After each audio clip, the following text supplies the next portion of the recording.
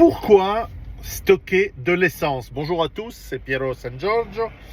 Nous sommes dans une crise encore au tout début, nous sommes en avril 2026, un mois et demi de guerre, bien on va sur les 2 mois allègrement malgré les cessez-le-feu, et en tout cas avec la fermeture de ce détroit d'Ormuz que finalement, enfin tout le monde sait mettre sur une carte, c'est pas tout à fait sûr, mais en tout cas tout le monde sait que c'est 20% de du pétrole mondial qui passe à travers, un peu moins parce que les Saoudiens en exportent sur la mer Rouge par pipeline, mais enfin nous sommes face à des pénuries et de toute façon, quoi qu'il arrive, les pénuries seront dans l'avenir à l'ordre du jour parce que nous allons vers un monde où le pétrole, à mon avis, se raréfie ou en tout cas deviendra tellement cher que pour la plupart des gens, cela veut dire que ce sera l'équivalent d'une pénurie.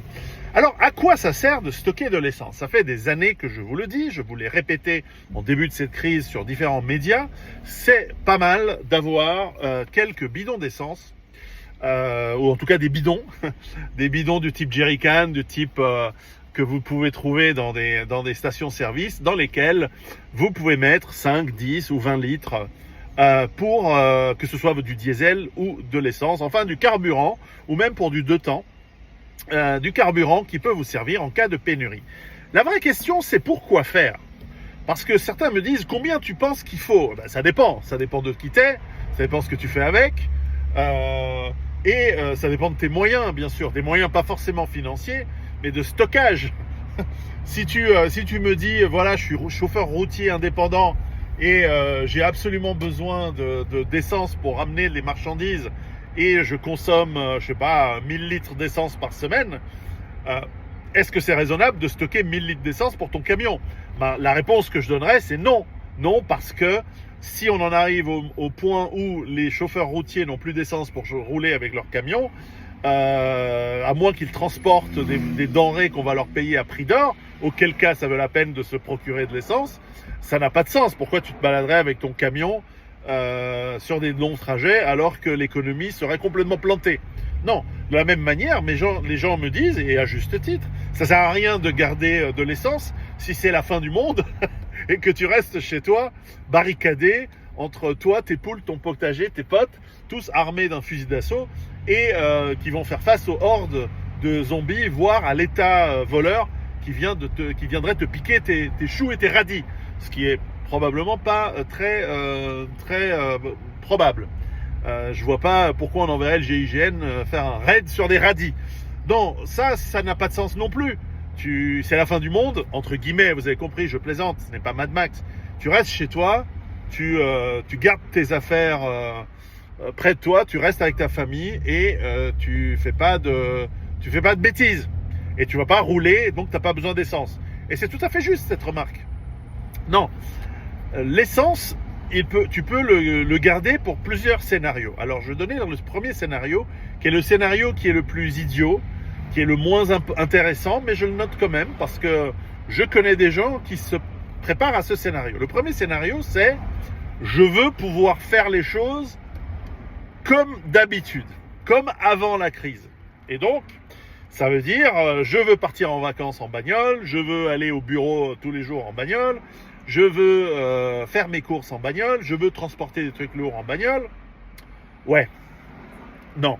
Si c'est une grosse crise, t'as plus la vie d'avant. T'as plus les mêmes choses qu'avant.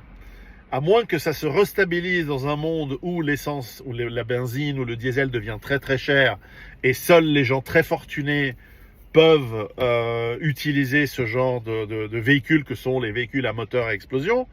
Mais ça n'a pas de sens parce que dans ce monde-là, toute l'économie doit se restructurer de manière ultra locale, et donc le concept de je fais 1 heure de boulot tous les jours, 1 heure de trajet pour aller au boulot tous les jours, ça n'a aucun sens. Et donc stocker de la benzine pour rester à une vie normale, c'est un non-sens complet. Et donc ça ne sert à rien de stocker pour une vie normale. Donc ça, c'est le premier scénario.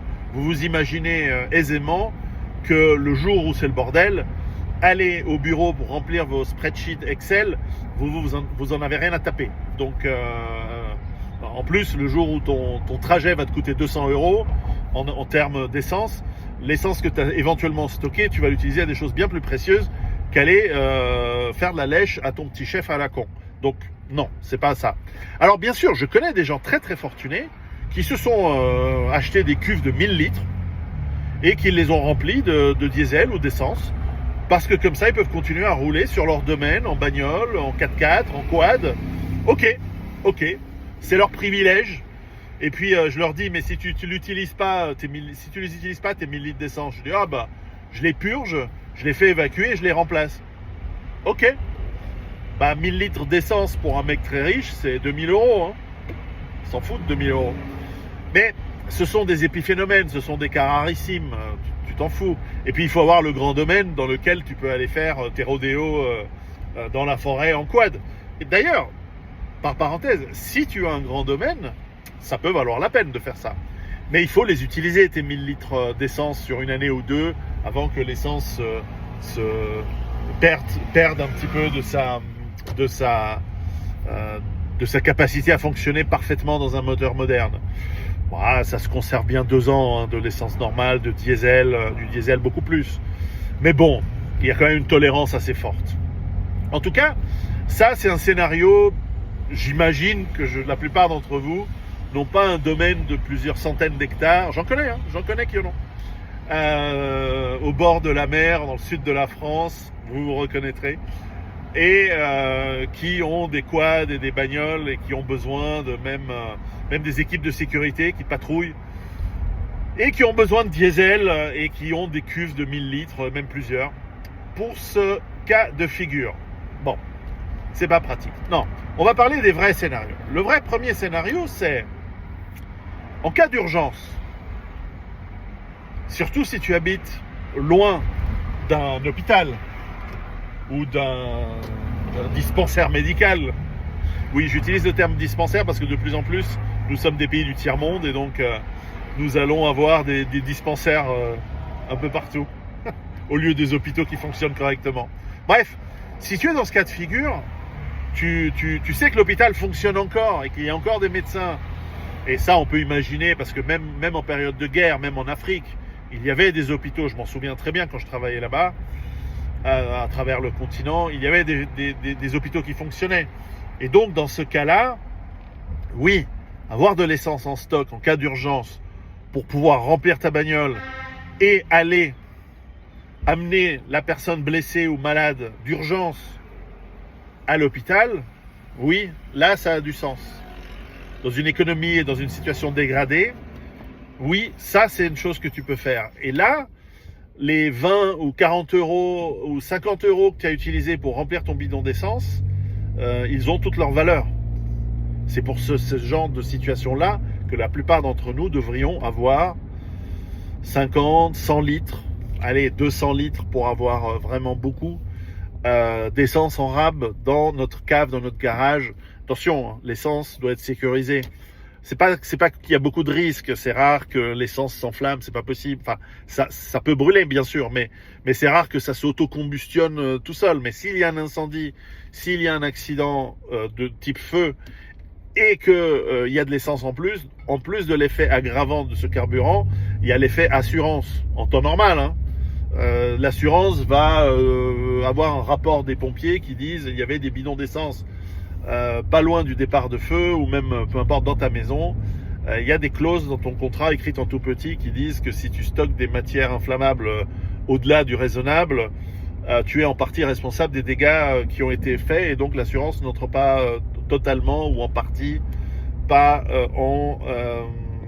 en jeu. Donc ça a un impact pécunier en temps normal. Attention, où tu stockes ton essence. En ce qui me concerne, il n'est pas stocké dans la maison, il est stocké dans un endroit spécial, relativement à l'épreuve de feu, dans une armoire ignifuge, et pas dans la maison. Voilà. Pas dans le bâtiment où il y a la maison. Bref, ça c'est un élément, donc avoir un peu de stock d'essence dans les situations d'urgence. Ensuite, il peut y avoir le cas de ceux qui ont un terrain assez important, alors peut-être pas 60 hectares, mais pour du terrain agricole.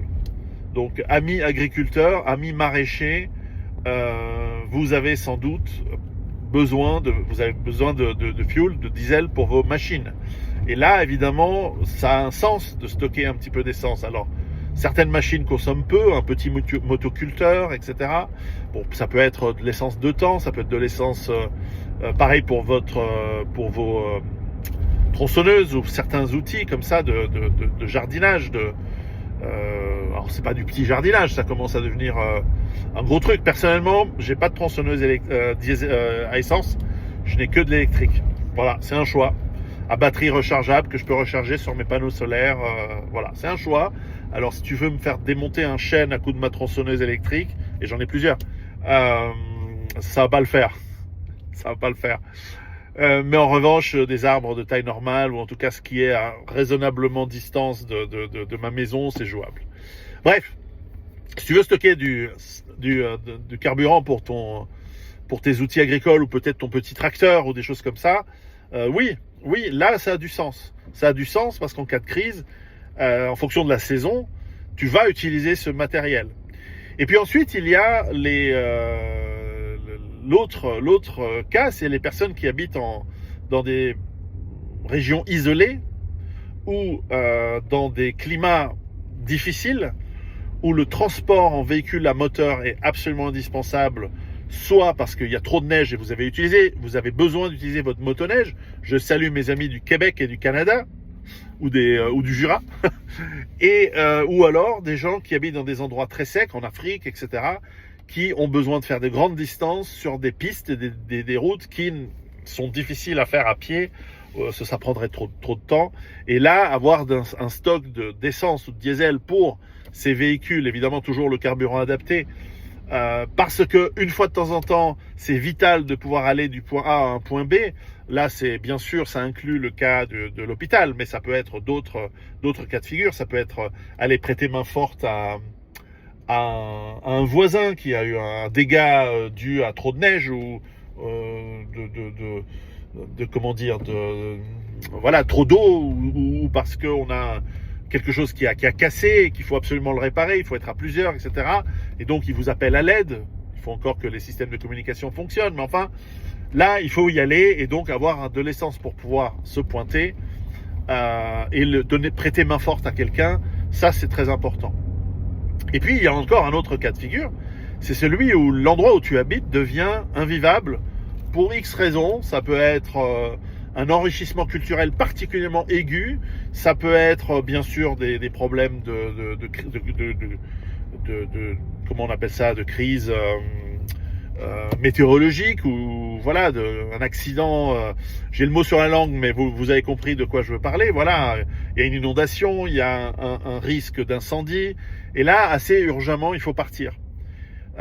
Et sauf que, évidemment, si vous partez et que vous n'avez pas prévu, parce qu'au moment où la crise est arrivée, votre voiture avait pas le plein, ou il n'y a pas suffisamment d'essence pour faire la distance, avoir des bidons supplémentaires pour pouvoir faire le trajet, voire plus, ou prendre une partie de ces bidons avec vous, et donc évacuer l'endroit où vous êtes pour aller à un autre endroit, ça c'est très pertinent et c'est même très judicieux.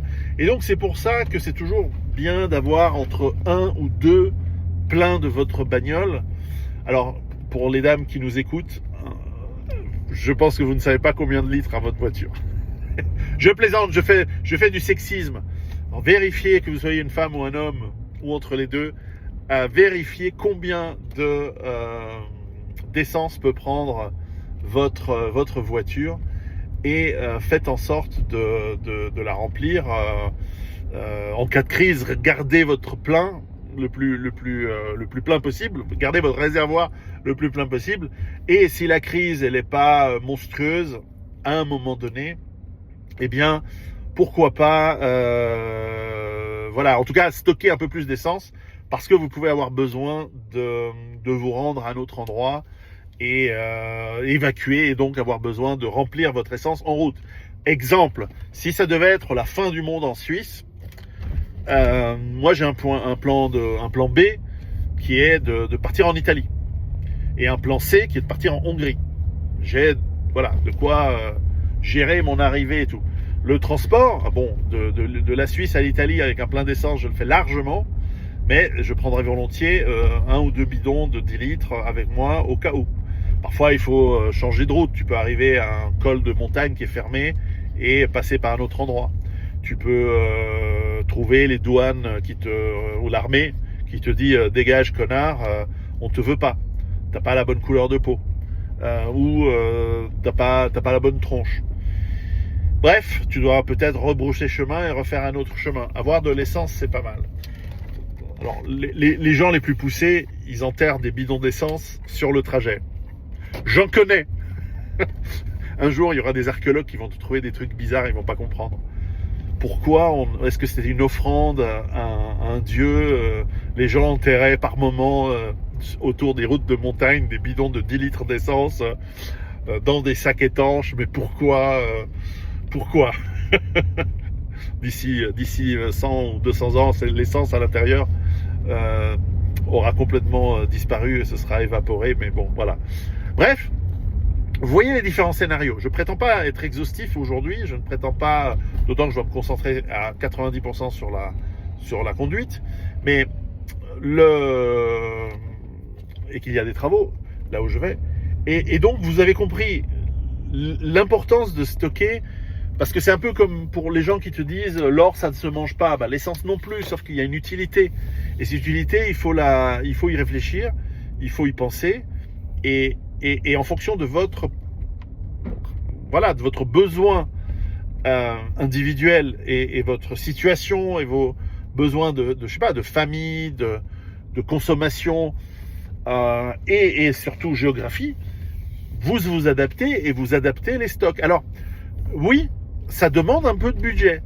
Alors, c'est vrai que, étant suisse, moi, mon problème n'est pas de sortir un bidon d'essence, c'est dans les 10 euros, 15 euros, un bidon de 10 litres. Un peu moins si c'est 5 litres et beaucoup plus si c'est du 20 litres. Et bien ensuite, il faut le remplir. Donc, il y a un petit budget. C'est clair que pour des gens qui sont ric-rac, il y a toujours quelqu'un qui dit « Oui, mais moi, j'arrive pas à finir le mois ». Oui, et la vie est injuste, et l'eau est mouillée, et le feu brûle. Oui, on le sait. Démerde-toi, bordel de pine. Arrête d'avoir cette mentalité de communiste qui se plaint tout le temps et qui dit la vie, elle est trop dure. Bouge ton cul. Bon, donc, c'est vrai qu'en Suisse, on a cette facilité, vu nos salaires et nos machins. C'est vrai que tu peux facilement investir les 15 balles dans le bidon et les 20 ou 30 balles d'essence qui vont dedans. Ok. Mais si tu veux aller plus loin, il faut un peu plus d'argent. Donc oui, ça se prépare. Donc le concept de la préparation, et lisez mes livres pour comprendre toute cette préparation, à quel point elle doit se faire en amont. Là, je vous parle aujourd'hui, en cas de crise, nous sommes dans une situation un peu urgente. Mais tout ça se fait sur des années.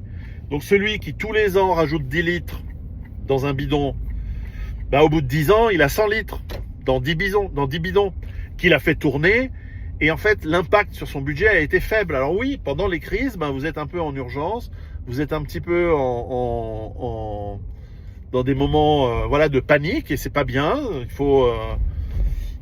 faut se préparer avec réflexion et bonne avec du temps, avec avance. Et là, ça se passe bien et c'est pas un budget très difficile. Quand l'État vous donne votre pitance à la fin de l'année en disant bien voilà un bonus pour avoir été un bon esclave, je te donne un 13e salaire ou je sais pas quoi, au lieu de le claquer pour des conneries, t'achètes ton bidon avec tes 20 litres d'essence dedans. Démerdez-vous. Je veux dire, le nombre de gens, quand je mets ces vidéos c'est pour ça que je les mets sur Patreon et pas en public en général, c'est parce que les réflexions que la plupart des gens font, c'est des réflexions d'enfants de 4 ans. Ouais, mais j'ai mal, ouais, mais j'ai pas d'argent, ouais, mais c'est trop dur. Tu crois que justement, en ayant bossé en Afrique, tu crois que les mecs en Afrique, ils se plaignent? Ils crèvent en silence, dans la dignité quand ils crèvent. Enfin, tu vois ce que je veux dire? Ou alors, ils bossent, parfois. Ou alors, ils font ce qu'il faut pour qu'ils ne soient pas dans cette situation. Bref, je m'écarte du sujet, mais ça m'énerve les gens qui se plaignent. Moi, même mes gosses, mes gosses, quand ils étaient petits, mais ils s'en prenaient quand ils se plaignaient. Enfin, c'est pas le fait de se plaindre, c'est de geindre. Le terme, c'est geindre. Quand tu geins, tu te mets dans la catégorie victime sous-homme qui appelle le sadique, quoi. Alors moi, je suis pas sadique, mais vous allez voir que dans le monde perturbé qu'il va y avoir à travers le monde, des gens sadiques et méchants, il y en a plein. Et il va falloir vous méfier de ces gens-là parce qu'ils vont prendre du plaisir à vous faire du mal. Et ça, j'ai une mauvaise nouvelle, le moment où ce genre de truc arrive se rapproche. Bref, voilà pourquoi vous faites des stocks. On n'est pas des paranos, on n'est pas des mecs qui prennent les choses que pourraient prendre les autres. On fait des stocks quand il y en a. Et c'est bien utile. Allez, préparez-vous. Et arrêtez de vous geindre.